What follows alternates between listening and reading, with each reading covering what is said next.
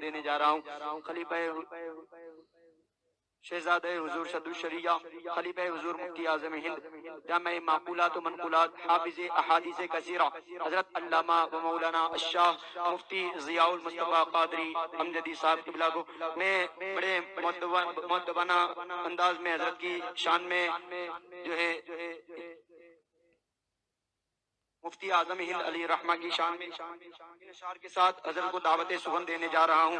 یہ امام احمد رضا کی ایک کرامت مفتی اعظم، امام احمد رضا کی ایک کرامت مفتی اعظم ہے، بے شک تاجدار اہل سنت مفتی اعظم ہے، بے شک تاجدار اہل سنت مفتی اعظم، نجم ثاقب چرخ فقاہت مفتی اعظم، نجم ثاقب چرخ فقاہت مفتی اعظم، تمہیں ہو ماہ تقوی مہر حکمت مفتی اعظم، جنہیں تاج الشریعہ فخر ازہر لوگ کہتے ہیں، اور ان کی منزلت کی تم ہی علت مفتی اعظم۔ بیداری کے ساتھ نعرہ تکبیر اور رسالت سے حضرت کا استقبال کرتے ہیں۔ نعرہ تکبیر، دونوں ہاتھوں کو بلند کر کے نعرہ تکبیر، نعرہ رسالت، نعرہ رسالت، نعرہ رسالت، مسلک اعلی حضرت، نعرہ تکبیر، نعرہ رسالت۔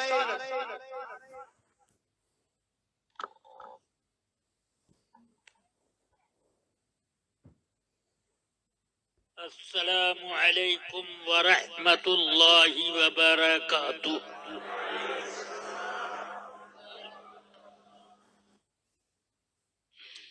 الحمد للہ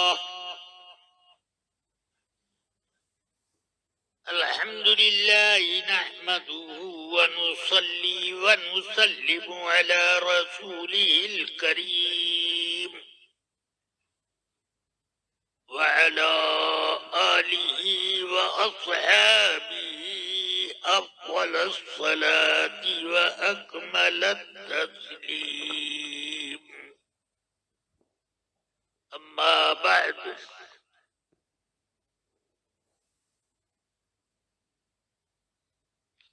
فأعوذ بالله من الشيطان الرجيم،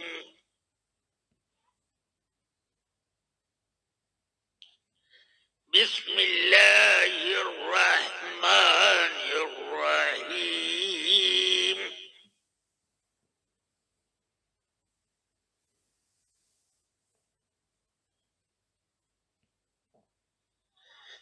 يا أيها الذين آمنوا اتقوا الله وقولوا قولا سديدا، صدق الله العلي العظيم۔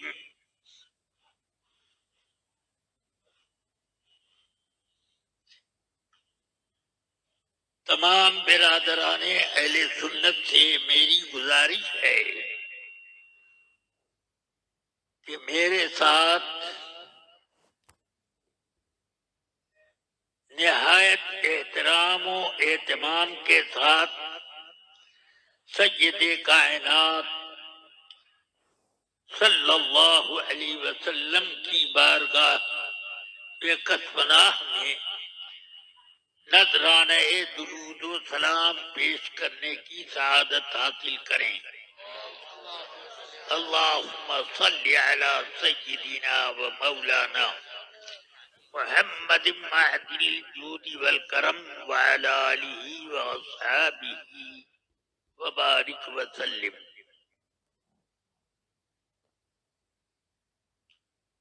الحمدللہ،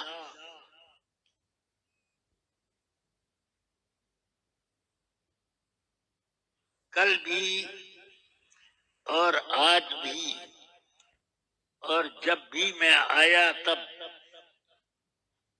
میں نے احمد آباد کے اہل سنت میں جوش و خروش کو بیدار پایا، اور اپنی سنیت کے اظہار میں انہوں نے وقت کی رعایت اور بے رعایتی دونوں کو نظر انداز کر کے صرف محبوبہ بارگاہ الہی کے ذکر جمیل سننے ہی کا جذبہ قائم رکھا۔ ایک آدمی بھی رات ڈھلنے کے بعد بھی ہلنے کا نام نہیں لے رہا۔ اسی خوشی میں چاہ رہا تھا کہ کچھ دیر تک کھڑے ہو کر ہی آپ حضرات سے بات چیت کر لوں۔ جوانی میں تو جوانی کیا آج سے 15 سال پہلے بھی میں کھڑے ہو کر 2 3 گھنٹے تک باقاعدہ تقریر کر لیتا تھا، کسی تھکن کا بھی احساس نہ ہوتا۔ پھر میں واپس آتا اور میں درسگاہ میں اپنی شان کے ساتھ درس بھی دیتا۔ اللہ تبارک و تعالی کا کرم، خیر درس کا وہ سلسلہ تو اب بھی جاری ہے، مگر تقریر میں کھڑا ہونے پر دیر تک قادر نہیں ہوں۔ آپ حضرات نے میرے لیے ایک صوفے کا انتظام کیا، اس اہتمام پر میں یہی تو کہہ سکتا ہوں، تیرے مہماں ہیں جہاں بٹھا، تیرے مہماں ہیں جہاں بٹھا، سرے عرش روئے زمین سے ہمیں بیٹھے رہنے سے کام ہے، نہیں کوئی جا تو نہیں سہی۔ صف اولی تو ہے خاص صف، وہاں پہنچوں یہ کہاں شرف۔ صف اولی تو ہے خاص صف، وہاں پہنچوں یہ کہاں شرف۔ صف آخری سے بھی دور تر کوئی جا ملے تو وہیں سے۔ اللہ تبارک و تعالی آپ تمام حضرات کا دین و ایمان تازہ رکھے اور سنیت مستحکم۔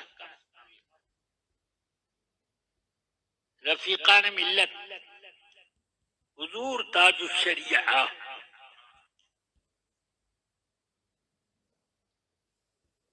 اس زمانے میں سیدنا امام اہل سنت مجدد دین و ملت اعلی حضرت امام احمد رضا قدس سرہ العزیز کے سچے جانشین، ان کے سر چشمہ برکات رضا اگر کوئی ہے گزرا تو وہ میرے تاج الشریعہ تھے۔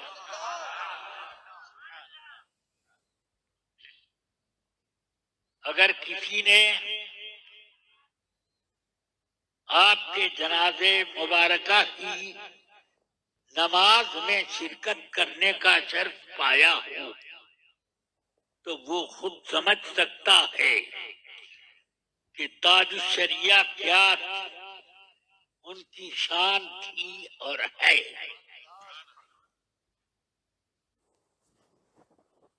اللہ کا فضل و کرم، بریلی میں اس وقت پانی ملنا مشکل ہو گیا، بھیڑ ایسی کہ آدمی کسی گلی کوچے کیا ہائی وے پر بھی چلنے کی استطاعت نہیں رکھتا تھا، اتنی بھیڑ، سواریاں بند۔ کیا اس سے یہ پتہ نہیں چلتا کہ اللہ تبارک و تعالی کی بارگاہ میں حضرت تاج الشریعہ کو کیا قبول خاص حاصل تھا، کیا درجہ مقبولیت تھا۔ حدیث پاک میں آقا کریم صلی اللہ علیہ وسلم ارشاد فرماتے ہیں، اللہ جب کسی کو اپنا محبوب بناتا ہے تو حضرت جبریل امین سے ارشاد فرماتا ہے، فلاں کو میں نے اپنا محبوب بنا لیا، تم بھی ان سے محبت کرو اور فرشتوں میں بھی اعلان کر دو۔ پھر سارے زمین و آسمان کے فرشتے اس سے محبت کرنے لگتے ہیں، اور اس کے بعد یہ عالم ہوتا ہے کہ کوئی اعلان نہیں ہوتا مگر دلوں میں محبت کا چراغ جل جاتا ہے۔ تو حضور تاج الشریعہ کی محبت کی یہ شان تھی، محبوبیت رب العالمین کی بارگاہ میں یہ محبوبیت۔ پھر بھیڑ کا اکٹھا ہو جانا یہ ایک کرامت تو ہے، مگر بھیڑ ہوتی ہے تو اس میں دھکا دھکی، کسی کا ہاتھ ٹوٹا، کسی کا پاؤں کچلا، مگر الحمدللہ اس بھیڑ میں میں نے بہت طور پر یہ جاننے کی کوشش کی کہ کسی کی کوئی انگلی بھی دبی ہے کہ نہیں، پاؤں کی کوئی انگلی بھی دبی ہے کہ نہیں، تو پتا چلا کہ کچھ نہ ہوا۔ اتنی بڑی بھیڑ، تقریباً 2-3 کروڑ آدمی ہو گئے،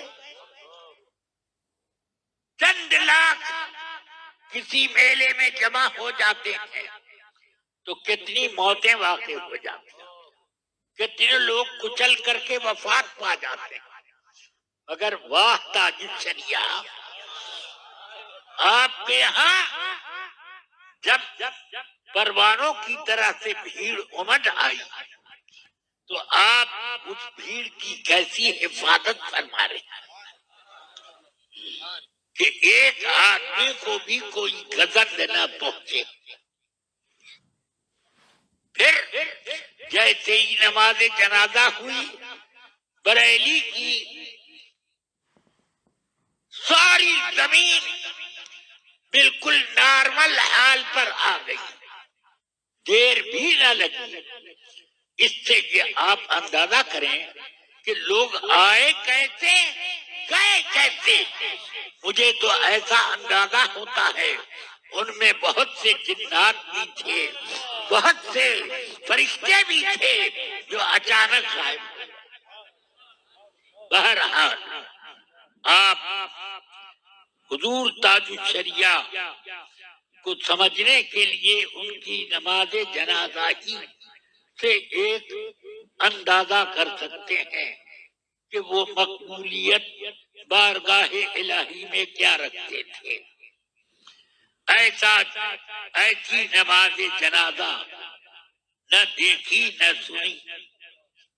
سبحان اللہ، اللہ تبارک و تعالی ہمیشہ تاج الشریعہ کی مرقد اطہر پر انوار و رضوان اور غفران و رحمت کی بارشیں فرماتا رہے، اور اس کی چند چھینٹیں ہم غلامان کرم کو بھی عطا فرمائے۔ رفیقان ملت، عزیزان گرامی، حضور تاج الشریعہ کی ایک عجیب شان تھی اگر وہ کسی پر ناراضگی کا بھی اظہار فرماتے تو وہ خوش ہوتا کہ حضرت نے مجھے یاد تو رکھا. سبحان اللہ. بالکل ایسا ہی میں نے حال سرکار مفتی اعظم کے دربار میں دیکھا. ہر وقت سرکار مفتی اعظم 9:30 یا 10 بجے جب بریلی شریف میں ہوتے ضرور اپنی مسند پر تخت نشین ہوتے اور 3 بجے نماز جنازہ نماز ظہر کے لیے اٹھتے، پھر نماز پڑھ کے آ کے پھر بیٹھ جاتے. خدا جانے. اور ایک کروٹ پہ بیٹھتے، پاؤں بدلتے بھی نہیں. اسی میں کسی صاحب پر ناراض ہوتے اور ڈانٹ پلاتے تو وہ خوش ہو جاتا. چلو یار میرا کام بن گیا، میرا بگڑا ہوا کام بن گیا. یہ آپ کی شان تھی. اللہ کا کرم ہے کہ میں نے یہ شان مفتی اعظم کی حضرت تاج الشریعہ میں بھی پائی. کیوں نہ ہو حضرت تاج الشریعہ کے دست مبارک سے لکھی ہوئی ایک تحریر میں نے پڑھی. میں اپنی بیماریوں کی وجہ سے لوگوں کی حاجت روائی اور ان کی باتوں کے سننے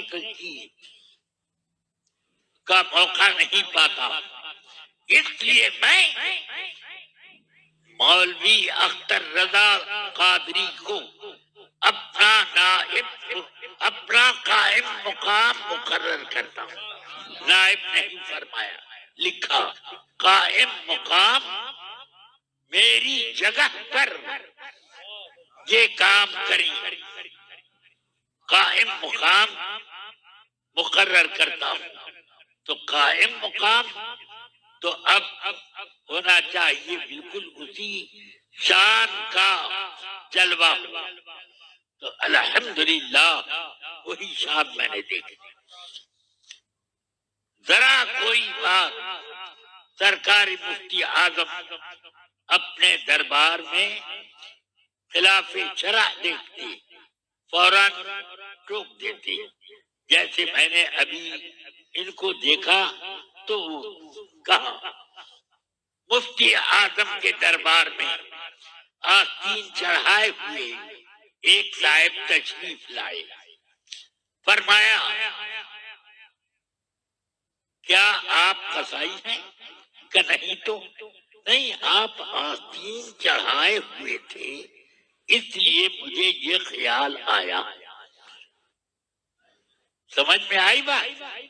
اگر آستین کا چڑھانا کوئی پسندیدہ کام ہوتا تو نماز اس سے مکروہ تحریمی نہ ہوتی. سمجھ میں آئی بات؟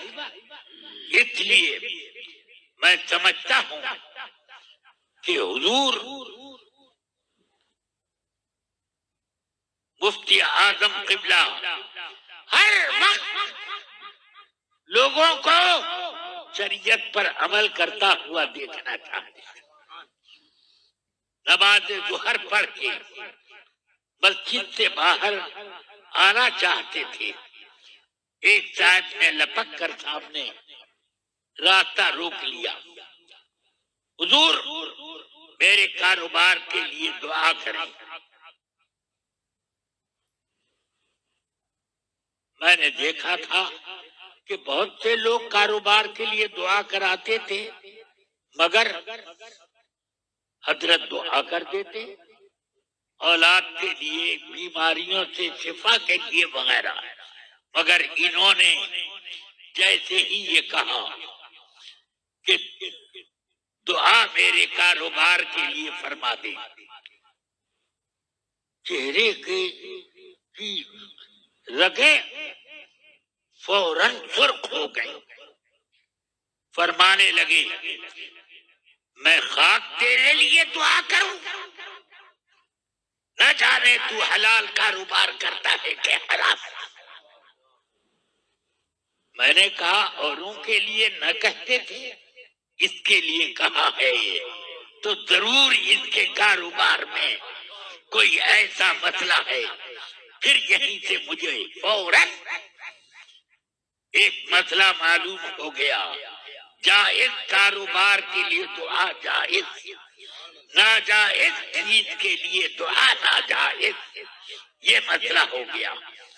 اس لیے اب کوئی مجھ سے کہتا ہے کہ دعا کر دیجیے میرے کاروبار کے لیے، تو میں یہی لفظ کہتا ہوں اللہ آپ کے جائز کاروبار میں خوب برکت دے، تاکہ اگر کہیں کوئی آمیزش ہو تو اس کا وبال میری گردن پہ نہ آئے. یہ سرکار مفتی اعظم کی کہ ایک جواب سے مسئلہ مجھے استنباط ہوا. ہم لوگ خواہ ان کے مرید نہیں ہوئے تھے. میں 1948 میں جب درجہ مولوی کا میں طالب علم تھا، اس وقت سرکار مفتی اعظم کا مرید ہوا. اب کتنے سال ہو گئے؟ میرے جتنا پرانا مرید ڈھونڈ کر کے نکالو شاید 2-4 مل جائیں پورے ہندوستان اور پوری دنیا ہی میں سے. 1948 میں مرید ہوا. اور کیوں مرید ہوا؟ صرف یہ دیکھ کر مرید ہوا کہ مفتی اعظم اپنے چلنے پھرنے، بولنے، کھانے پینے، مسکرانے وغیرہ ہر کام میں شریعت پر مستقلاً عمل فرماتے ہیں. لوگ تقوی اختیار کرتے ہیں مگر سرکار مفتی اعظم کتاب فتویٰ بھی تھے، کتاب تقویٰ.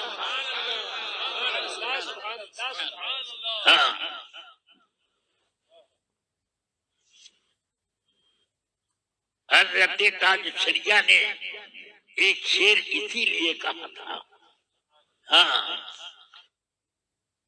میرے متقی بن کر دکھائے کوئی اس زمانے میں کوئی ایک میرے مفتی اعظم کا تقوی چھوڑ کر. یہ ان کا تقوی تھا، یہ ان کا فتویٰ تھا. سبحان اللہ. اللہ تبارک و تعالی نے ان کی عجیب شان رکھی. ان کے پاس کوئی کھلے گلے آ نہیں سکتا تھا.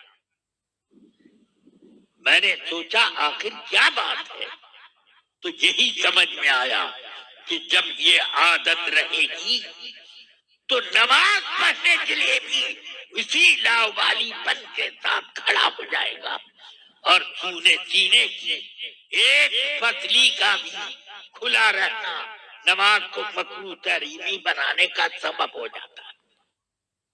سمجھ گئے آپ؟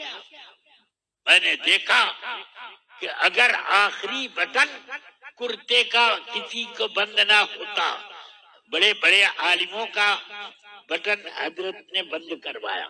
یہ کیوں نہیں لگاتے؟ یہ کیوں نہیں لگاتے؟ یہ شان تھی. آپ کو کسی کا یہ خوف نہ تھا کہ ناراض ہو جائے گا کہ راضی رہے گا، مگر الحمدللہ ان تنبیہات کے بعد راضی ہی رہتے لوگ.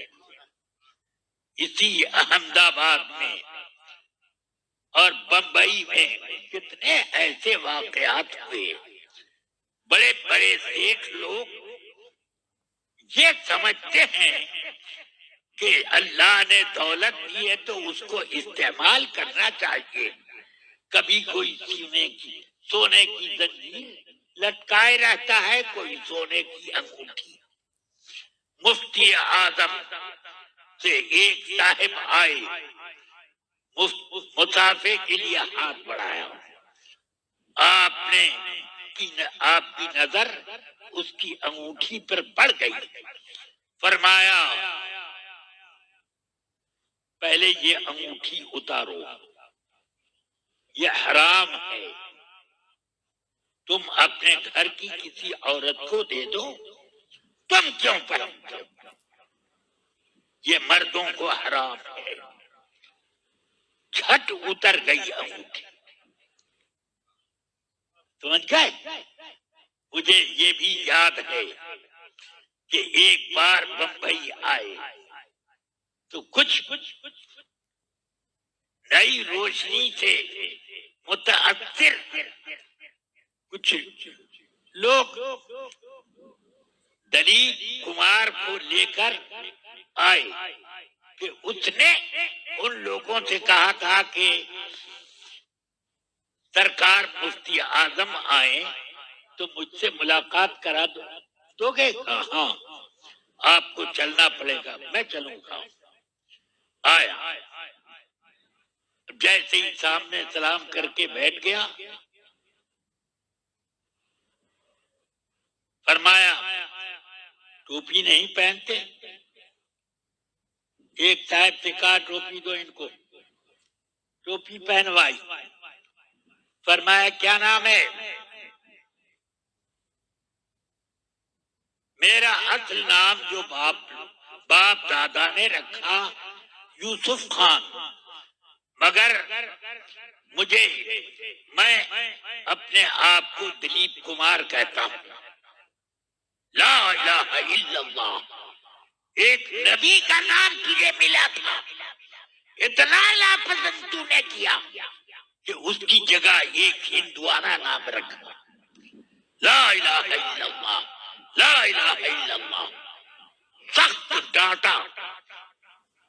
اب کہا کہ تم جاؤ، توبہ کرو ورنہ جاؤ. توبہ بھی نصیب نہ ہوئی، چلا گیا.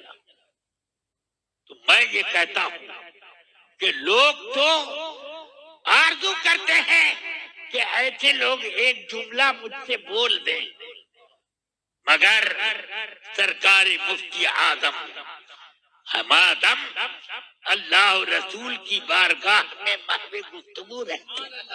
ان کو کسی دنیا دار سے گفتگو کرنے کا کیا وقت ملے گا؟ یہ شان تھی ان کی. میں نے یہی شان سرکار تاج الشریعہ میں بھی دیکھی. کوئی پرواہ نہیں. سبحان اللہ. دبئی میں بھی گیا. اتفاق کہ حضور تاج الشریعہ بھی پہنچے اور ہم دونوں کو وہاں کے وزیر اوقاف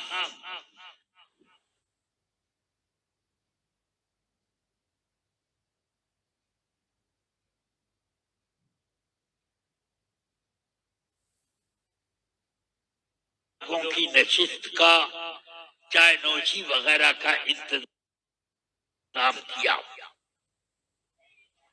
اس کے بعد گفتگو چل پڑی رسول پاک کے نور ہونے کی.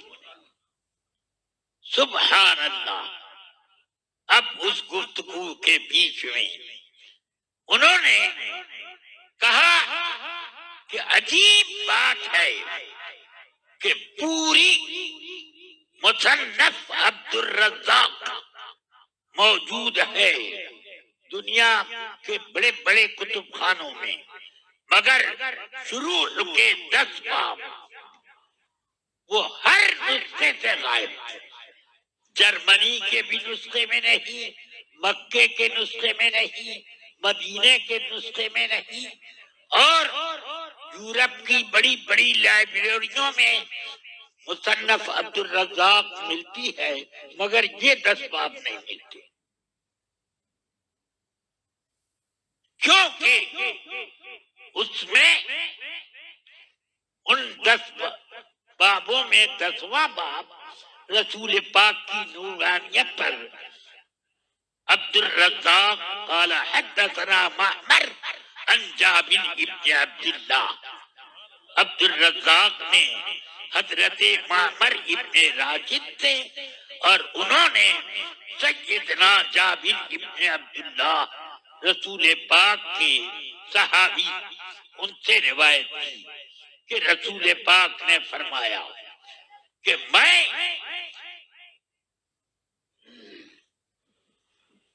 کہ اللہ تعالی نے میرا نور پیدا کیا اور پھر اس کی ایک لمبی حدیث کا ذکر کیا، تو اب وہ حدیث 10ویں باب میں تھی، بیچ میں سے وہی 10واں باب نکال لیتے، مگر نہیں، نکالنے کی مہلت ہی نہ ملی لوگوں کو۔ لوگوں نے حضور کی نورانیت کے اختلاف کی وجہ سے اپنا اختلاف، رسول تو میرے جیسے ہے، یہ معاذ اللہ یہ اہل دیوبند کا عقیدہ، وہابیہ کا عقیدہ، نجدیہ کا عقیدہ، اس لیے اہتمام یہ ہوا کہ پوری دنیا میں جتنے نسخے ہوں ان کو تلاش کر کر کے ان میں سے اتنا نکال لیا گیا۔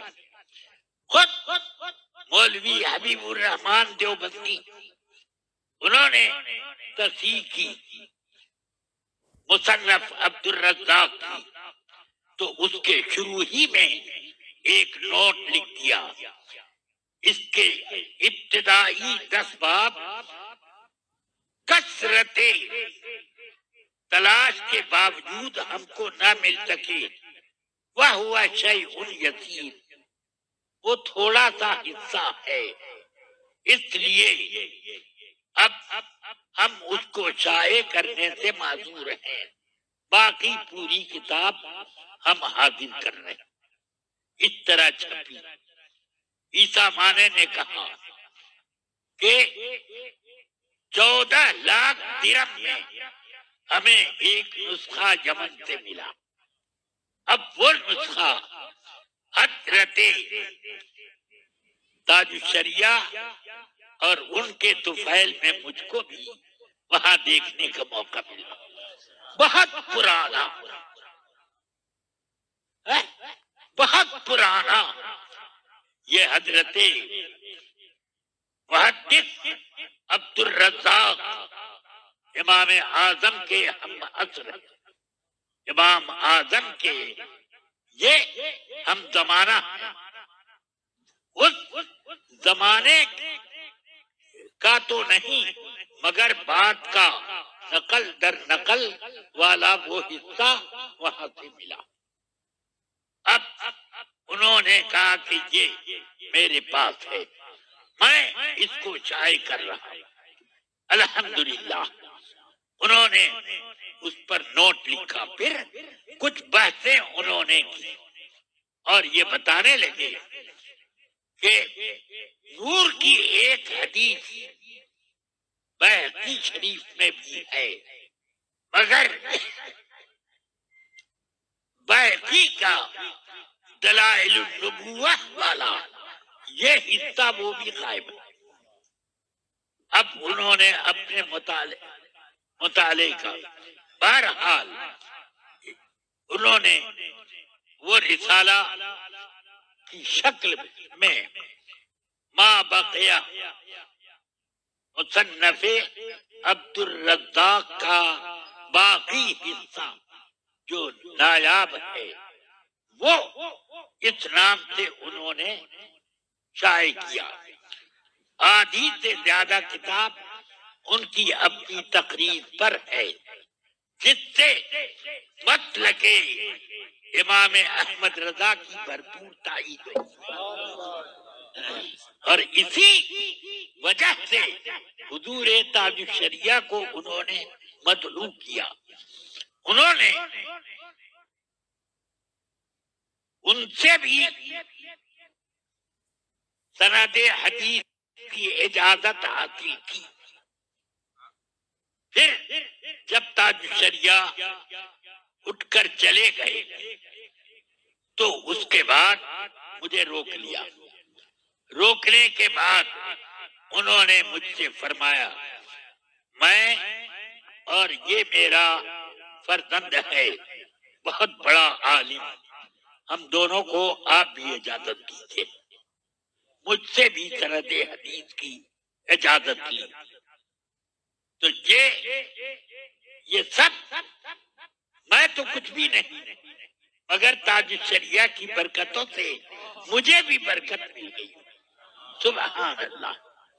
بہرحال حضور تاج الشریعہ کے حالات بہت ہیں ایسے جو رفتہ رفتہ کبھی کبھی مجھے یاد آتے جاتے، وقت سے بھول بھی گیا، مگر الحمدللہ میں تاج الشریعہ کو نہیں بھولا۔ ہاں، وہ مجھے ہمیشہ یاد ہے، اور ان کی یاد کو میں اپنے لیے توشہ آخرت سمجھتا ہوں۔ یہی میرے لیے توشہ مغفرت ہے۔ آپ سب بڑے خوش قسمت ہیں کہ آپ حضرات کو تاج الشریعہ کا دیدار نصیب ہوا۔ بستی بستی کریا کریا فیضان حضور تاج الشریعہ۔ تو یہ حضور تاج الشریعہ الحمدللہ، مجھے تاج الشریعہ جب پڑھتے تھے، میں شیخ الحدیث تھا اس زمانے میں، میرے ان کے بہت اچھے مراحل، جیسے میں 13 محرم کی رات کو، یعنی 14ویں شروع ہو گئی، 1:30 بجے کے قریب یہ اطلاع ملی، بمبئی میں تھا میں، اطلاع ملی کہ حضور سرکار مفتی اعظم دنیا سے رحلت فرما گئی۔ اب ایک صفحے ماتم بچ گئی۔ دوسرے روز ہم لوگ بذریعہ فلائٹ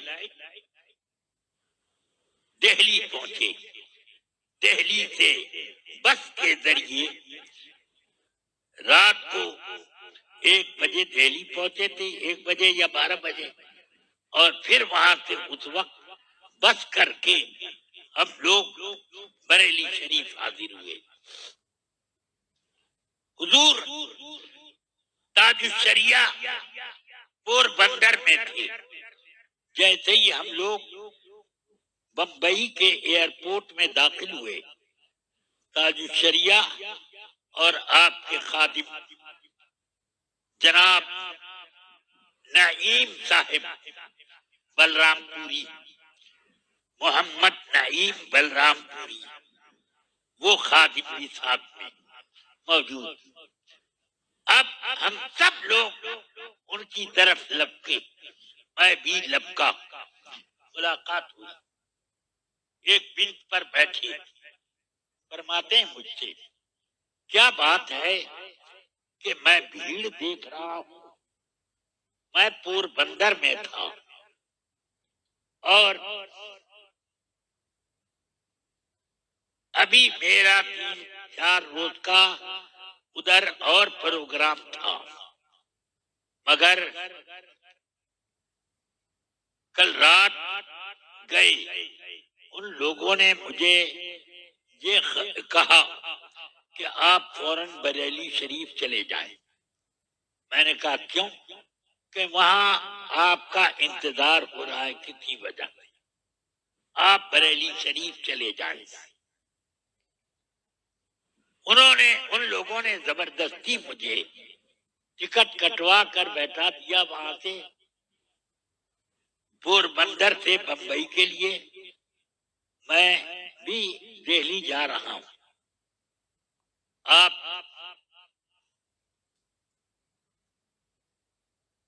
کہاں جا رہے ہیں؟ میں نے کہا میں بھی دہلی چل رہا ہوں۔ اچھا، کیا وجہ ہے؟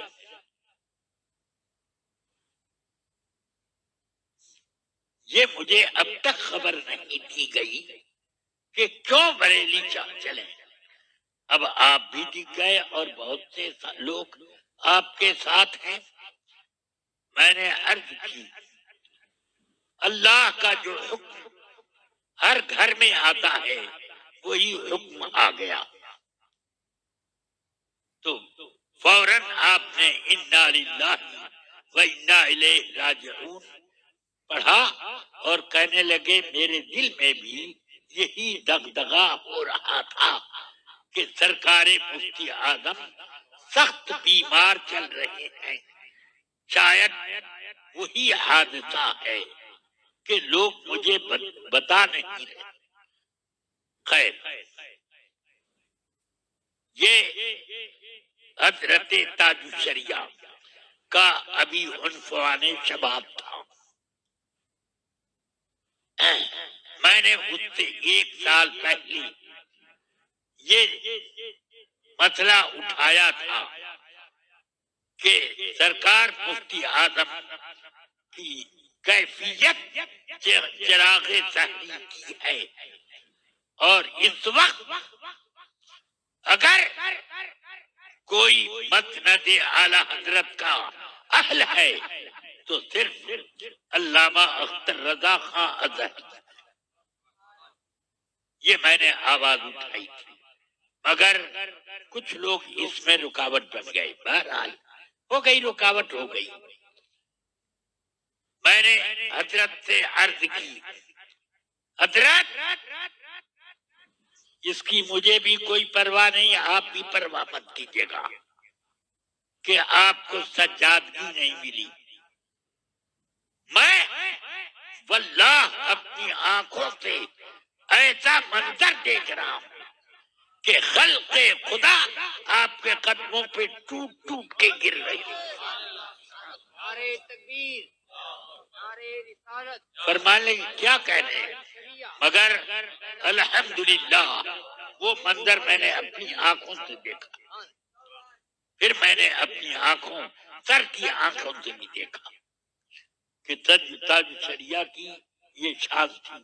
آپ لوگوں نے بھی دیکھا حضور تاج شریعہ کا چلنا مشکل، اٹھنا بیٹھنا مشکل، نماز کے لیے مسجد میں داخل ہونا مشکل کر دیتے لوگ، اور باہر آنا نکلنا بھی مشکل کر دیتے۔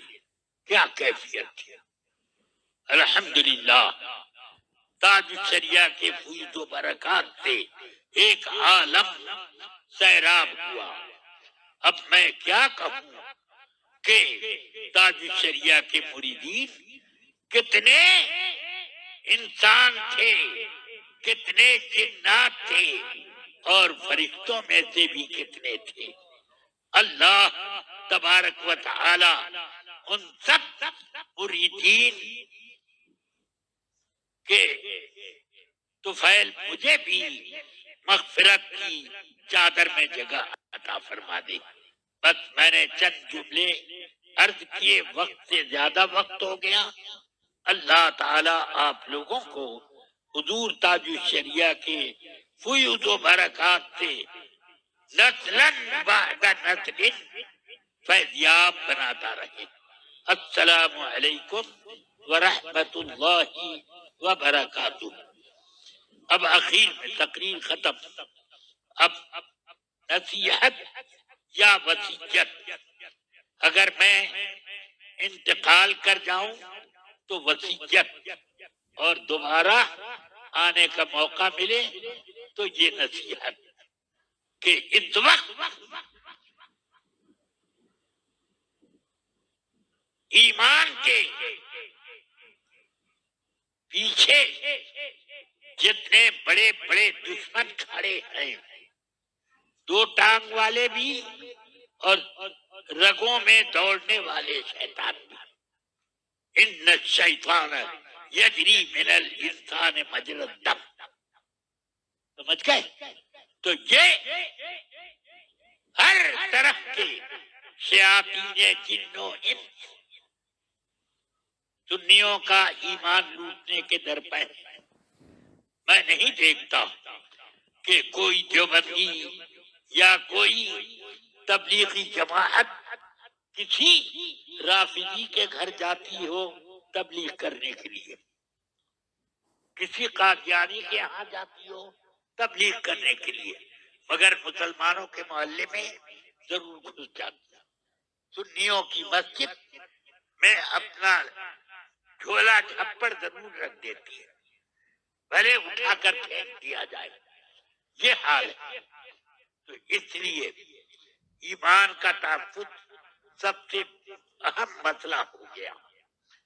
اس کے لیے صرف ایک نسخہ ہے اور بہت آسان اور بہت مضبوط، وہ ہے اعلیٰ حضرت کا عشق۔ سبحان اللہ، سبحان اللہ۔ اعلیٰ حضرت سے اپنا رشتہ محبت قائم رکھو۔ بس کوئی وہابی تمہارے پاس آ کر تبلیغ کرتا ہوں، تم اتنا کہہ دو میں تو اعلیٰ حضرت والا ہوں، سبحان اللہ، سبحان اللہ۔ وہ تم دبا کر بھاگے گا، جیسے شیطان لاحول سے بھاگتا ہے۔ تو اس زمانے کے تمام بد مذہبوں کا اگر کوئی بھگانے والا ہے تو وہ اعلیٰ حضرت کا نام مبارک سبحان اللہ، اور سبحان اس کی اللہ۔ نسبت ہے۔ اس لیے میری یہ نصیحت یاد رکھو، دولت مند رہو کہ غریب، قبر میں سب کو جانا ہے۔ یہ نہیں ہے کہ غریبوں کو قبرستان میں جگہ ملے گی اور آپ لوگوں کو ڈائریکٹ جنت میں قبر ملے گی، ایسا نہیں۔ ایک ہی زمین پر سب کو لیٹنا ہے، کیا بادشاہ، کیا فقیر، کیا امیر، کیا غریب، کیا عالم، کیا عامی، سب کے سب دنیا سے جانے والے ہیں، دنیا فانی ہے۔ اس لیے سرکار فرماتے ہیں کن فی الدنیا کأنک غریب او عابر السبیل وعد نفسک من اہل القبور۔ دنیا میں تم کہتے رہو تم جیسے کہ مسافر ہو، راستہ طے کر رہے، پیدل راستہ طے کر رہے، اپنے آپ کو ہمیشہ قبر کے باشندہ ہی سمجھو۔ یہ کہ ہم کہاں کے باشندے ہیں؟ قبرستان کے، یہ سمجھو، تب تم ٹھیک ٹھاک رہو گے، اللہ کا شکر ادا کرو گے، ایمان کی حفاظت کرو گے۔ جو مسافر ہوتا ہے وہ زیادہ سامان اپنے کاندھے پر نہیں لیتا، کم سے کم سامان لیتا ہے، سمجھ گئے؟